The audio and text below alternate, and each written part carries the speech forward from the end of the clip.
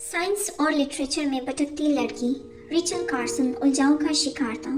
बहुत से बच्चों को ये नहीं पता होता कि वो बड़े होकर क्या बनेंगे, मगर रिचल के साथ उल्टा मामला था।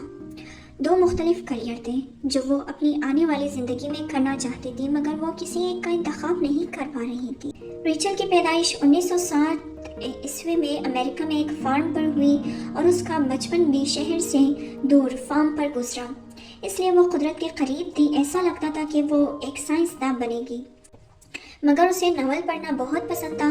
वो कहानियाँ भी लिखती थी जो रिसालों में छप भी चुकी थी, इसलिए उसे लिखारी बनने का भी शौक था।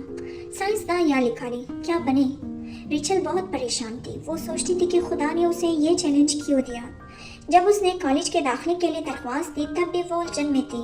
पहले उसने लिटरेचर के शोबे में दाखिला लिया, फिर कुछ अरसे बाद ऐसे लगा कि उससे गलती हो गई है, इसलिए उसने दोबारा साइंस में दाखिला लिया। यह तमाम अमल निहायत कठिन और दिमाग को थका देने वाला था, मगर परेशान होने के लिए उसके पास ज़्यादा वक्त नहीं था। उसका ताल्लुक एक गरीब ख़ानदान से था और उसे जल्द अज जल्द कॉलेज ख़त्म करके नौकरी ढूंढनी थी ताकि वो अपने ख़ानदान की मदद कर सके। उसकी ज़िंदगी एक अरसे से मुश्किल में थी। वो मुसलसल जद्दोजहद कर रही थी कि फिर उसे लगा कि कुछ बेहतरी आ रही है। साइंस बहुत अहम है, मगर उसे समझाना इंतहाई मुश्किल है। एक अच्छे लिखारी में ये खूबी होती है कि वो मुश्किल से मुश्किल ख्याल को भी आसानी से समझा सकता है। ये वो खूबी थी जहाँ रिचल फिट आती थी। साइंस की तालिब इल्म होने के साथ वो एक अच्छी लिखारी भी थी। ऐसे महसूस हुआ कि जब उसने लिटरेचर की पढ़ाई छोड़कर साइंस की तालीम शुरू की तो दरअसल वो अपने अंदर छुपे लिखारी को लिखने का मौजू देगी।